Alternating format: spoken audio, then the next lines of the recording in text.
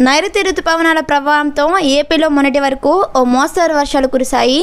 రాష్ట్ర వ్యాప్తంగా అన్ని జిల్లాల్లోనూ చెప్పుకోదగ్గ స్థాయిలో వర్షపాతం నమోదైంది.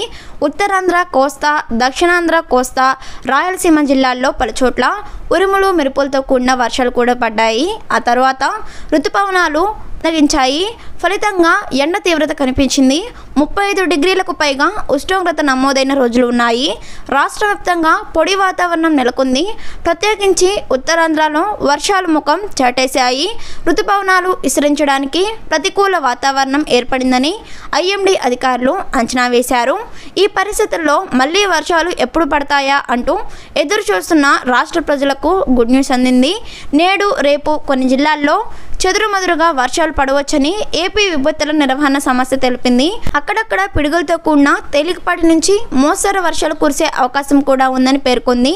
అల్లూరు సీతారామరాజు, పార్వతీపురం, మన్యం, అంబేద్కర్, కోనసీమ, పశ్చిమ గోదావరి, తూర్పు గోదావరి, ఏలూరు, కృష్ణా, ఎన్టీఆర్, గుంటూరు, బాపట్ల, పల్నాడు, ప్రకాశం, నెల్లూరు, కర్నూలు, నంద్యాల, అనంతపురం, శ్రీ సత్యసాయి, పుట్టపర్తి, కడప, అన్నమయ్య, రాయచోటి, చిత్తూరు, తిరుపతి జిల్లాల్లో అక్కడక్కడ పిడుగులతో కూడిన తేలికపాటి వర్షాలు కురిసే అవకాశం ఉంది.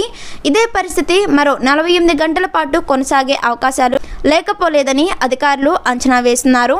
పిడుగులు పడే సమయంలో పొలాల్లో పనిచేసే రైతులు, వ్యవసాయ కూలీలు, గొర్రెల కాపరులు చెట్ల కింద నించోకూడదని సూచించింది. బహిరంగ ప్రదేశాల్లో ఉండరాదని విపత్తుల నిర్వహణ సంస్థ మేనేజర్ డైరెక్టర్ రోనంకి ఖుర్మానా సూచించారు. దీని మీద మీ అభిప్రాయం ఏంటని కామెంట్ చేయండి.